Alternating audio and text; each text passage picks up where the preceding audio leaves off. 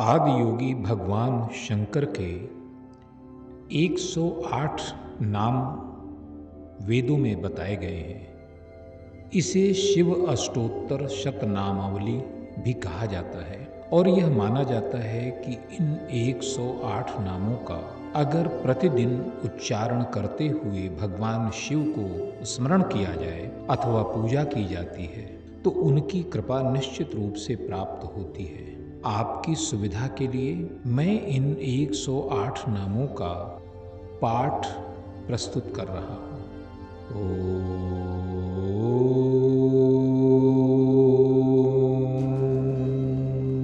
ओम शिवाय नमः। ओम महेश्वराय नमः। ओम संभवे नमः। ओम पिनाकिने नमः। ओम शशिशेखराय नमः। ओम वामदेवाय नमः। ओम विरूपाक्षाय नमः। ओम कपर्दिने नमः। ओम नीललोहिताय नमः। ओम शंकराय नमः। ओम शूलपाणये नमः। ओम खट्वांगिने नमः। ओम विष्णुवल्लभाय नमः। ओम शिपिविष्टाय नमः। ओम अंबिकानाथाय नमः। ओम श्रीकंठाय नमः। ओम भक्तवत्सलाय नमः।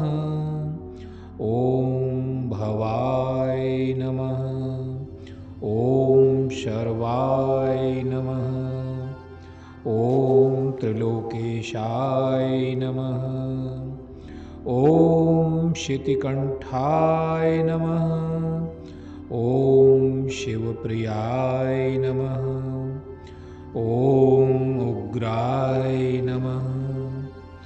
ओम कपालिने नमः। ओम कामारये नमः। ओम अंधकासुरसूदनाय नमः।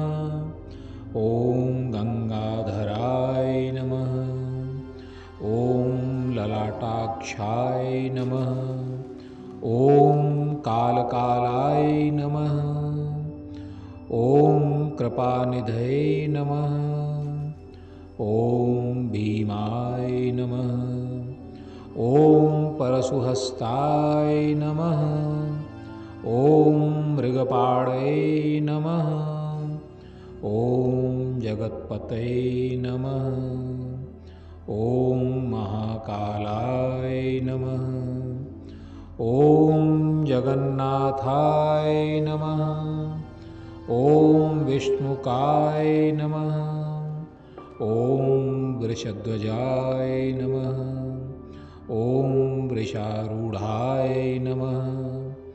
ओम भस्मोदूलितविग्रहाय नमः। ओम भस्मांगरागाय नमः। ओम सर्वाय नमः। ओम त्रैलोक्यनाथाय नमः। ओम त्रिपुरांतकाय नमः। ओम त्रिकालज्ञाय नमः। ओम अनंताय नमः। ओम वृषभारूढ़ाय नमः। ओम भव्याय नमः। ओम त्रिलोचनाय नमः।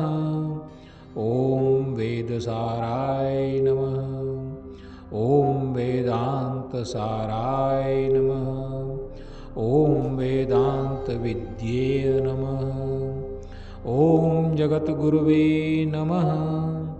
ओम देवदेवाय नमः। ओम अचिंत्याय नमः। ओम भक्तप्रियाय नमः। ओम अनघाय नमः। ओम अपराजिताय नमः।